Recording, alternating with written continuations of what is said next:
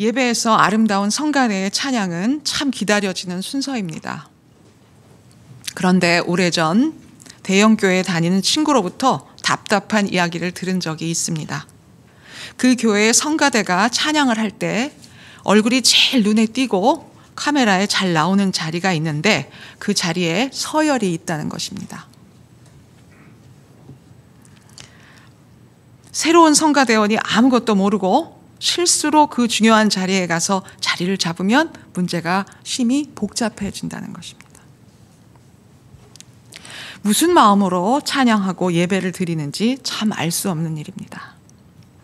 설교를 준비하면서 어떻게 하면 성도들이 더 은혜를 받을까? 어떻게 하면 마음의 위안을 얻고 기뻐할까? 어떻게 하면 성도들이 하나님과 더 가까워질까?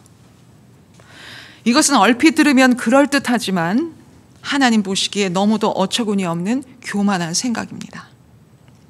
저도 예배자이기 때문에 오직 하나님께 초점을 맞추고 정직하게 최선을 다하는 것 외에 제가 할 일은 없습니다. 오늘 설교는 좀 그랬어. 왠지 마음에 와 닿지가 않아. 오늘 마이크가 잘 안 들렸어. 왜 이렇게 춥지? 난방이 꺼졌나? 마치 한 편의 공연을 보고 나온 것처럼 구경꾼의 마음으로 예배를 드리고 나왔던 것은 아닐까요? 복받기 위해서, 벌받지 않으려고, 목사님과 사람들을 만나기 위해서. 예배를 안 드리면 일주일 내내 뭔가 개운치가 않아서 오래된 탓성에 젖어 이렇게 예배를 드려왔던 것은 아닐까요? 우리가 예배드린 하나님이 창조주 하나님이 아닌 우리 상상 속의 하나님이라면 하나님은 그 예배를 기쁘게 받으실 수가 없습니다. 이는 마치 광야에서 모세가 시내산에 율법을 가지러 올라갔을 때 산 밑에서 백성들이 황금 송아지를 만들어 놓고 그것에 경배하면서 하나님이라 불렀던 것과도 같은 어리석은 일입니다. 우리가 드리는 예배의 이유가 정확히 뭘까요? 하나님일까요? 내 평안과 만족과 기쁨과 안정을 위해서 예배를 드려왔던 것은 아닐까요? 우리는 이러한 질문을 항상 자신에게 던지고 깨어 있어야 할 것입니다. 예배를 마치고 우리에게 남아야 할 유일한 여운은 바로 이것입니다. 내가 오늘 드린 예배가 아벨의 제사처럼 온전히 하나님이 받으시는 예배가 되었을까? 산 제물로 나를 온전히 내려놓고 십자가를 묵상하며 하염없이 우리를 기다리는 하나님만 바라보는 그런 예배를 내가 드리고 나왔을까? 세상의 시간에 떠밀려 가지 말고 더 이상 세상이 만들어 놓은 욕망에 휘둘리지 말고 우리 본연의 존재의 근원으로 돌아가 하나님을 깊이 묵상하고 영과 진리로 진정한 예배를 드려야 할 때가 온 것입니다. 이제 세상의 시간이 아닌 하늘의 시간을 귀하게 건져 올리며 살아야 할 것입니다. 오늘 본문에 나오는 사마리아 여인은 계속해서 남편을 바꾸면서 욕망에 사로잡혀 사는 대로 생각했던 대표적 인물입니다. 그녀의 평생을 따라다녔던 결핍의 문제는 세상이 만들어 놓은 욕망의 형태로는 도저히 해결될 수가 없었습니다. 이제 정말 진정한 예배를 드려야 할 때가 그녀에게 온 것입니다. 사마리아 여인에게는 해결되지 않은 오랜 물음이 한 가지 있었습니다. 꼭 유대인들처럼 예루살렘 성전에서 예배를 드려야 하는지 아니면 자신의 조상들이 예배를 드렸던 그리심 산에서 예배를 드려도 되는지. 마치 요즘 대면 예배와 온라인 예배에 대해 궁금해하는 우리들처럼 예배의 형식에 관한 물음에 예수님은 형식보다는 예배의 본질에 관한 말씀을 하고 계십니다. 사마리아 여인은 예배 드려야 할 곳이 예루살렘 성이냐 조상들의 산 그리심 산이냐를 물었는데 예수님은 엉뚱하게 영과 진리로 예배할 때가 온다고 하시며 장소의 물음에 때로 대답하십니다. 장소가 아니라 때가 중요하다는 말씀은 자신의 죄성을 깊이 깨닫고 자신을 산 제물로 바칠 수 있는, 진정 하나님을 만날 수 있는 내 마음의 문이 활짝 열린 그때에 드리는 예배가 참 예배라는 뜻입니다. 내가 진심으로 마음을 여는 그때 진정한 예배가 시작됩니다. 가장 상한 심령, 갈급한 목마름으로 죄인임을 통감하며 주 앞에 나오는 것, 이것이 예배의 본질입니다. 성경에 나오는 첫 예배는 가인과 아벨의 제사일 것입니다. 하나님은 아벨의 제사는 받으셨지만 가인의 제사는 받지 않으셨습니다. 성경에는 그 이유가 나와 있지 않기 때문에 우리는 하나님이 왜 그렇게 하셨는지 참 궁금한 상황입니다. 재물의 문제가 있었을까요? 아니면 그들의 삶의 문제가 있었을까요? 그러나 하나님이 가인의 제사를 받지 않으셨을 때 가인의 반응을 보면 가인의 예배는 아주 형식적인 것이었을 가능성이 높습니다. 예배를 받지 않으셨을 때 가인이 가장 처음에 먹었던 마음은 아벨을 죽이고 싶도록 미워한 것입니다. 만약에 하나님께 드려지는, 온통 하나님께 드려지는 예배였다면, 하나님께 초점을 맞췄다면 가장 먼저 나와야 할 반응은 하나님 왜 저의 제물은 받지 않으셨어요? 하나님 제가 예배를 잘못 드렸나요? 어떻게 해야 합당한 예배인가요? 모든 의문과 상실감은 오직 하나님을 향해 있었어야 할 것입니다. 그런데 가인이 마음에 품었던 건 오직 아벨에 대한 미움뿐이었습니다. 곧바로 아벨을 살해한 것을 볼 때 자신이 아벨보다 주목을 받지 못했다는 그 사실에만 집중했고, 아벨만 없어지면 자기에게 모든 것이 돌아올 거라고 하는, 결국은 예배의 목적이 하나님이 아니라 자신이 드러나는 것, 그리고 자신의 안정과 복을 위함이었을 가능성이 아주 높습니다. 평생 드려왔던 나의 예배는 과연 어떤 것이었는지, 아벨의 제사처럼 하나님이 나의 예배를 기쁘게 받으셨는지 곰곰이 생각해 보아야 할 것입니다. 예배란 예수 그리스도의 십자가를 기억하고 죄 많은 나를 받아주신 그 고마움에 눈물 흘리며 깊이 감사하는 시간입니다. 나를 못 박으러 가는 날입니다. 내 자신을 온전히 주 앞에 드리는 날입니다. 내 자신이 산 제물이 되는 날입니다.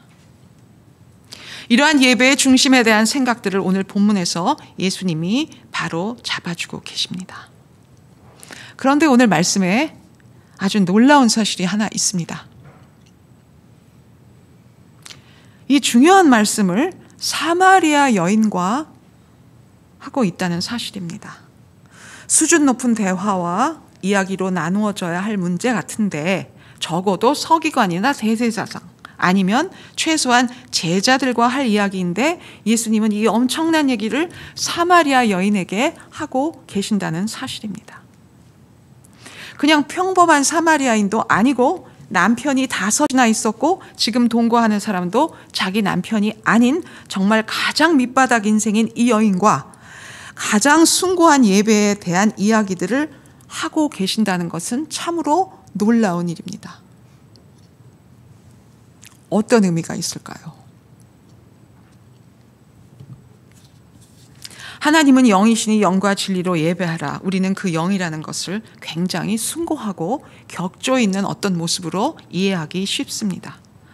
그러나 예배에는 오직 갈급한 심령과 바닥 상태의 상한 심령, 그리고 자기의 죄를 뚜렷이 바라보는 정직한 심령만 필요하다는 말입니다. 학력과 교양이 높고 봉사를 많이 하는 분들이 있습니다. 옷을 잘 입고 교회에서 높은 직분을 갖고 있는 분들도 있습니다. 평생 예배를 단 한 번도 빠지지 않은 분도 있습니다. 그러나 이러한 세상적 조건들은 예배에 아무 소용이 없다는 것입니다. 우리는 어떠한 죄와 어떠한 인생의 밑바닥의 자리에서도 하나님께 간절함으로 깨어있으면 어디서든 예배드릴 수 있습니다. 이것이 바로 은혜입니다. 진정 예배가 필요할 때 주님이 직접 찾아오십니다. 사마리아 여인의 운물가는 바로 예수님이 직접 찾아가신 예배의 자리인 것입니다. 그런데 그 운물가 예배의 자리에서 예수님은 또 예상치 못한 요구를 하십니다. 16절입니다. 이르시되 가서 내 남편을 불러오라.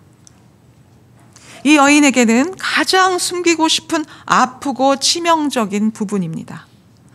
예수님은 먼저 그 여인으로 하여금 자신의 죄를 바라보게 하십니다. 그 죄에 갇혀서 영적인 도전과 깨달음에 접근하지 못하고 있었던 그녀의 틀을 깨주시는 것입니다. 이제 이 여인의 세상적인 욕구는 사라지고 근원적인 질문에 도달하게 됩니다. 영과 진리로 예배한다는 것 참 어려운 일입니다. 그러한 우리들에게 예수님은 이렇게 질문하십니다. 내 남편이 누구냐? 너의 결핍을 채우기 위해서 하나님을 떠나 여지껏 의지해 왔던 것들이 무엇이냐? 하나님은 영이시기에 영과 진리로 예배를 드린다는 것이 어떠한 시작으로 이루어져야 되는지 그것을 우리가 분명히 바라보게 하시는 것입니다. 그러나 우리의 예배의 시작은 어떻습니까? 우리들의 예배는 뭔가를 얻기 위한, 그래서 불편하게 살지 않도록 늘 우리의 유익, 그리고 우리의 안정, 우리의 행복, 그러한 쪽으로 우리의 예배를 시작하는 것이 대부분입니다.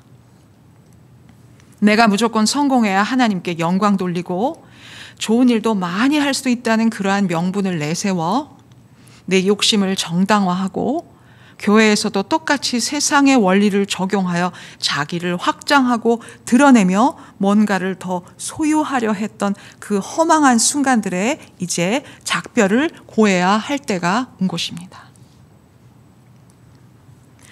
저를 온전히 주님께 맡기오니 저를 산제물로 받아 주시옵소서. 영과 진리로 하나님 아버지께 진심으로 마음을 여는 그때 진정한 예배가 시작됩니다.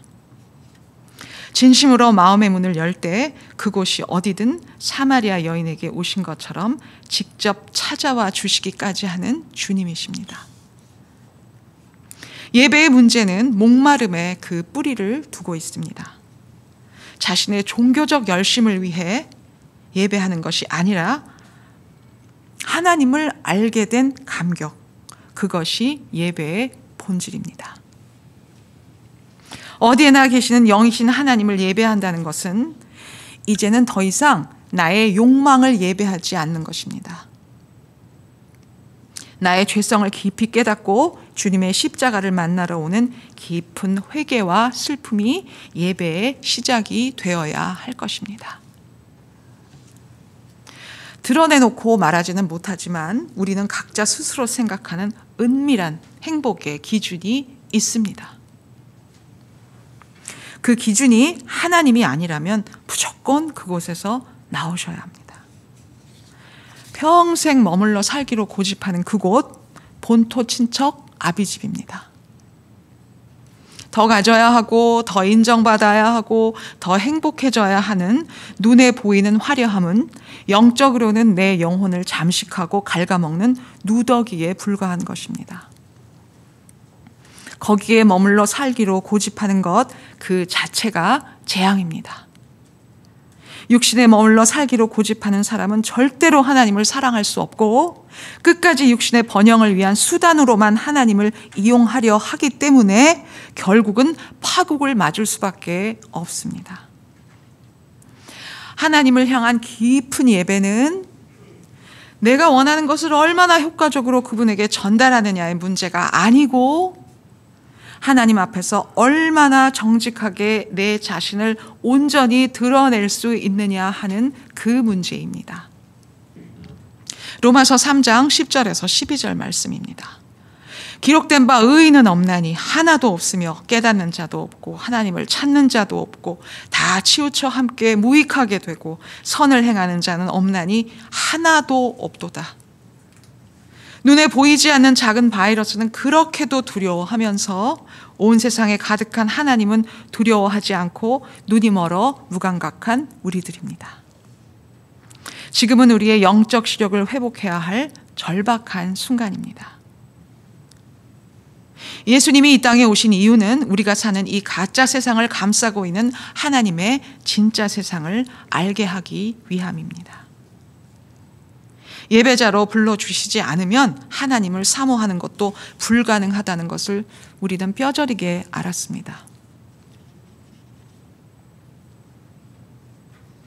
자신의 전적 무능력을 철저히 깨닫는 것이 예배의 시작입니다. 우리가 하나님을 사모하게 되는 것도 사실은 전적인 그분의 은혜로만 가능합니다. 자신을 기쁘게 하고 만족하려는 시도와 하나님께 인정받기를 진심으로 원하는 마음은 완전히 다른 것입니다. 나는 정말 아무것도 아니라는 그 사실을 철저히 깨달을 때만이 비로소 하나님의 자비의 가치를 실제적으로 알게 됩니다. 시편 27편 4절 말씀입니다. 내가 여호와께 바라는 한 가지 일, 그것을 구하리니 곧 내가 내 평생에 여호와의 집에 살면서 여호와의 아름다움을 바라보며 그의 성전에서 사모하는 그것이라. 다윗이 하나님께 평생을 두고 원했던 소원 한 가지는 여호와의 집, 곧 성소에 거하는 것이었습니다. 성소에 돌아갈 수 없는 그의 어려운 처지에서 예배를 드리고 싶은 그 마음은 더욱 간절했을 것입니다. 오랫동안 예배를 드릴 수 없었던 우리도 이제 다윗의 마음을 충분히 이해할 수 있습니다. 태초에 아담과 하와를 만드신 분명하고 확실한 목적은 하나님께 영광 돌리고 그분을 기뻐하며 무엇보다도 하나님을 사랑하게 하기 위함입니다. 아름다움의 의미는 예배를 드릴 때 나타나는 하나님의 영광을 뜻하고 사모한다는 의미의 히브리어 바카르는 여호와를 알고자 하는 열망으로 가득 차다라는 의미를 갖고 있습니다. 결국 하나님을 알고자 하는 열망은 성전에서 예배를 드리며 하나님의 영광이 나타날 때 온전히 충족될 수 있습니다. 나의 존재의 근원이 믿음의 실제적인 뿌리가 정말 하늘에 그 기반을 두고 있는지 아니면 아직도 세상에 있는지 철저히 나의 내면 안으로 깊이 들어가 보아야 할 것입니다. 정상적인 예배를 볼 수도 없고 모든 성례전이 멈추어버린 상황에서 하나님만 바라보고 그분께 소망을 둘 수 있는지 내 자신을 돌아보는 엄중한 시간입니다. 타성에 젖은 안일한 예배, 그 편리한 안도감에 의존할 수 없는 지금의 상황에서는 내 몸이 성전이고 내 삶이 예배가 되고 내가 일하는 모든 곳이 거룩한 지성소가 될 수 있는지 깊이 생각해야 합니다. 신앙의 모든 형식이 다 사라져도 흔들림 없이 오직 하나님만 사랑할 수 있는지 더 높은 차원의 믿음과 사랑을 요구하시는 하나님의 음성에 귀 기울여야 할 것입니다. 로마서 12장 1절에서 2절 말씀입니다. 그러므로 형제들아 내가 하나님의 모든 자비하심으로 너희를 권하노니 너희 몸을 하나님이 기뻐하시는 거룩한 산 제물로 드리라. 이는 너희가 드릴 영적 예배니라. 너희는 이 세대를 본받지 말고 오직 마음을 새롭게 함으로 변화를 받아 하나님의 선하시고 기뻐하시고 온전하신 뜻이 무엇인지 분별하도록 하라. 사도 바울은 우리 몸을 영적 예배의 산 제물로 드리라는 표현을 썼습니다. 즉 예배의 본질이 바로 삶이라는 것입니다. 내가 하나님 앞에서 경건하게 순종하는 삶이 바로 하나님이 기뻐하시는 영적 예배라는 뜻입니다. 하나님의 선하시고 기뻐하시고 온전하신 뜻을 깨닫고 이를 각자의 삶에서 실천하는 것이 바로 우리가 드려야 할 영적 예배입니다. 교회는 생명을 만들어내는 하나님의 자궁과도 같은 곳입니다. 생명이 잉태되기 전 텅 빈 무의 공간, 그 어떤 소유의 세상 원리가 들어올 수 없는 공간이 되어야 할 것입니다. 창세기 1장 2절 말씀입니다. 땅이 혼돈하고 공허하며 흑암이 깊음 위에 있고 하나님의 영은 수면 위에 운행하시니라. 운행하시니라의 원뜻은 알을 품다입니다. 어미새가 새 생명의 탄생을 열망하며 알을 소중히 감싸 안는 것처럼 하루하루가 혼돈과 공허 흑암으로 가득하지만 하나님이 어미새처럼 꼭 안고 계십니다. 그래서 지금은 각자의 알 속에서 조용히 묵상하기 좋은 때입니다.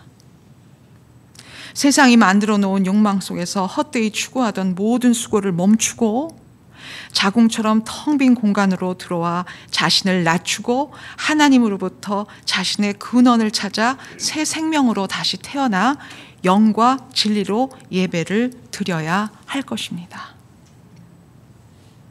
태초에 수면 위에서 운행하셨던 하나님의 영은 지금도 이 막막한 세상의 혼돈과 흑암 위에서 여전히 계속해서 새로운 세상을 창조하고 계십니다. 내 속에 하나님의 신비로운 창조가 일어나도록 삶의 프레임을 완전히 바꾸고 속사람이 바뀌는 창조가 일어나게 해달라고 기도해야 할 것입니다. 영이신 하나님이 새로운 창조의 영을 우리에게 나누어 주실 것입니다. 내가 무슨 일을 하게 될 것이며 어떤 존재인지에 지나치게 관심을 갖는다면 결국은 타락할 수밖에 없습니다. 우리는 항상 자신의 존재가 너무도 중요해서 하나님의 신비에 집중하지 않습니다. 진정 하나님의 신비와 마주하게 된다면 우리는 모든 행동과 말을 그칠 수밖에 없을 것입니다. 그때 비로소 진정한 예배를 드릴 수가 있을 것입니다. 자연처럼 단순히 존재하며 예배하고 기도하고 묵상하고 사랑하고 희생할 때 우리가 하는 모든 일은 하나님의 일이 됩니다. 하나님이 무슨 일을 하려고 하시는지 온 마음을 집중하고 이제 그분께만 반응하기로 결심하고 또 결심합니다. 필립 얀시의 책 속에 나오는 한 캄보디아인의 간증입니다. 정치범 수용소에 수감된 그는 앞으로 살 수 있는 날이 얼마 남지 않았다는 것을 확신하고 마지막으로 하나님과 함께하는 조용한 시간을 갖고 싶어서 아무도 원치 않는 오물구덩이 청소를 자원합니다. 아무도 그를 방해하지 않았습니다. 악취가 코를 찌르는 구덩이 속에서도 푸른 하늘을 올려다보며 또 하루를 살게 해주신 하나님을 찬양할 수 있었습니다. 오물구덩이를 청소하는 시간이 하나님과 만나는 영광스러운 시간으로 변하기 시작합니다. 이렇게 드려지는 소중한 과정이 바로 진정한 예배가 시작되는 순간입니다. 든든한 우리 하나님이 졸지도 주무시지도 않고 지켜주고 계십니다. 필요한 고난은 허용하시지만 강한 팔로 꼭 안아주시고 고난 중에는 미처 상상할 수도 없는 희망을 만들어내시며 우리로 하여금 예수님을 닮아가도록 굳은 믿음 만들어주시며 이끄시는 하나님께 감사를 올려드립니다. 하나님께서 우리에게 주시려 하는 것은 재앙이 아니고 평안과 희망으로 가득 찬 미래입니다. 굳어져 있던 우리의 마음을 뒤집어 불신과 염려, 두려움을 없애주시고 우리의 믿음을 성령으로 다시 살아나게 하실 것입니다. 사라져야 할 것은 사라질 것이고 살아날 것은 더욱 풍성하게 살아날 것입니다.